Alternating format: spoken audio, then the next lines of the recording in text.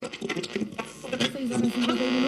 participa da programação da Band News pelo WhatsApp ou pelo Twitter. No Twitter é só twittar pra gente. Você acha que a gente perdeu muito com as mídias sociais? As redações hoje, elas não são como eram há um tempo atrás. A gente perdeu muito no jornalismo tradicional, das grandes mídias e tal, porque pode ser mais ativo esse jornalismo dessa nova era. Não vai acabar nunca. Quando eu era criança, meu pai me contava histórias sobre tribos africanas. Na África Antiga existiam os griotes. Em cada tribo havia um griote, também conhecido como Djeli. Eles eram os contadores de história. Não havia um livro ou algo do tipo. As tradições eram passadas através da fala. Quando a tribo se reunia, o guardião da história era o responsável por divertir as pessoas, mas também de contar as tradições milenares, relembrar a história do povo, ensinar o uso de plantas medicinais, repassar os símbolos culturais como cantos e danças. O contador de histórias também tinha a missão de repassar todos esses conhecimentos a quem fosse suceder ele, para que desta forma a tribo nunca morresse. Aos meus 7 anos, eu entendi que eu queria ser uma contadora de histórias do mundo ocidental. Eu decidi ser jornalista. No entanto, o que o meu eu criança não sabia é que quando chegasse a sua vez de contar histórias, o mundo já não desse tão importância a ela, à cultura, aos fatos e a questionamentos quanto antes. O que vocês estão fazendo aqui? O que vocês estão fazendo aqui? Jornalistas também foram agredidos e impedidos de trabalhar. Manifestantes atiraram uma garrafa de água que acertou a cabeça do jornalista. Ele e a equipe foram cercados e ameaçados e chegaram a levantar as mãos. Uma mulher usou uma bengala para tentar acertar o repórter. Estou lamentando um colega da imprensa acabou de ser atingido. Cinegrafista da emissora foi ferido. Vai receber atendimento. Tem que chamar o médico. Segura. Patifaria. Folha, cala a boca, não perguntei nada. Folha de São Paulo. Um jornal patife e mentiroso.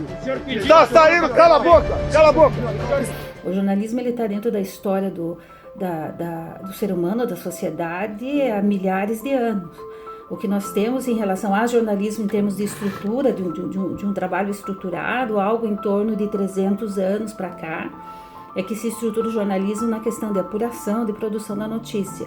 Mas sempre houve tráfego de informação e essa informação teve uma importância muito grande.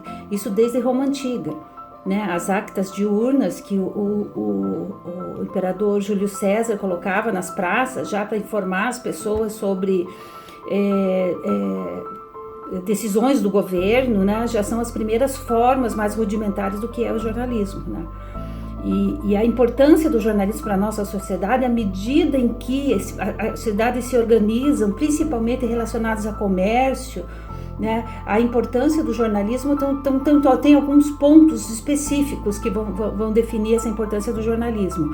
Primeiramente, assim, a gente tem a história dos noticiaristas, que na época, na Idade Média, iam até os portos que traziam objetos, traziam informações, pegavam essas informações com esses marinheiros que vinham nesse navio, com o capitão dos navios, enfim, produziam textos, manuscritos, é claro, e vendiam esses papéis para mercadores, para comerciantes, até para agentes do Estado, do governo, da nobreza, né? Com as informações que tinha chegado no porto, que informações que eles tinham também dos lugares que vinham, né? Da onde trazia esse tráfico comercial. Então, essa primeira parte jornalística, esse primeiro, digamos assim, mais pioneiro dentro do que nós conhecemos como jornalismo atual, ele vem do jornalismo econômico. Aí a gente vai tendo uma evolução à medida que se organizam as sociedades do ponto de vista, principalmente das cidades, começam a se estruturar como grandes centros, né? Aí sim houve a necessidade desse fluxo de informação correr de uma forma mais adequada. O que o jornalismo representa para a sociedade? Eu acho que o jornalismo ele representa o que é o direito do cidadão, o que é a liberdade. Enquanto indivíduo, o Márcio Barros, o jornalismo para mim, ele é fundamental e ele é o ar que eu respiro, porque desde quando eu acordo até o momento em que eu vou me deitar, tudo é jornalismo, né? Tudo é comunicação, tudo é informação. Às vezes eu estou andando por uma rua e fico imaginando o que pode virar notícia, de que forma as pessoas podem ser tocadas através da informação. Então eu vivo isso, e se tivesse que começar tudo de novo, faria novamente, seguiria pelo mesmo caminho que segui. Então o jornalismo, para mim, ela é a essência dessa coisa de prazer em fazer o que gosta. Agora, enquanto profissional, enquanto mercado, eu percebo que o jornalismo é a oportunidade que a gente tem, uma ferramenta que a gente tem para transformar a sociedade com informações de qualidade. Eu acho que o jornalismo, se usado de forma correta, de forma ética e coerente, ele pode sim transformar a sociedade, e é nisso que eu acredito. Na época da ditadura, nos anos de ditadura, ali a partir de 64, foi a época em que o jornalismo foi mais criativo para conseguir passar informação. Se você pega a Folha de São Paulo, Estadão, ao mesmo tempo que eles colocavam uma receita de bolo na capa, porque a matéria tinha censurado, você tinha uma foto mostrando o general de terno e gravata, mas atrás das costas dele estava um cap em cima da cabeça. Então você tem aquela foto do Evandro Teixeira, das baionetas, em cima das baionetas tem uma borboleta. Então você tem uma série de situações, e o jornalismo ele vai sempre arrumando uma maneira de chegar até a sociedade. E é por conta dessa relevância que a sociedade precisa entender a importância do jornalismo. Somente em 2019 foram registrados pela FENAGE 208 ataques a veículos de comunicação e jornalistas, sendo ataques de descredibilização da imprensa. Além dos ataques, a Federação registrou no ano de 2019 2 assassinatos, 28 situações de ameaças e intimidações e 15 agressões físicas. No entanto, ainda existe uma grande subnotificação, e o maior problema está quando dos 208 casos de ataques e descredibilização da imprensa, 121 partiram da maior autoridade do país, o presidente. Em um país livre, a censura não fere somente a liberdade de expressão do jornalista, ela fere a democracia. Quem não lê jornal não está informado. E quem lê está desinformado. Tem que mudar isso.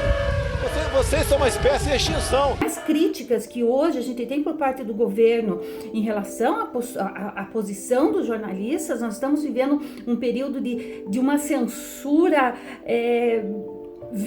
quer dizer, não é nivelada, nós estamos vivendo num período de censura onde é questionar a verdade que o jornalista fala, a apuração que o jornalista, a ciência está sendo questionada.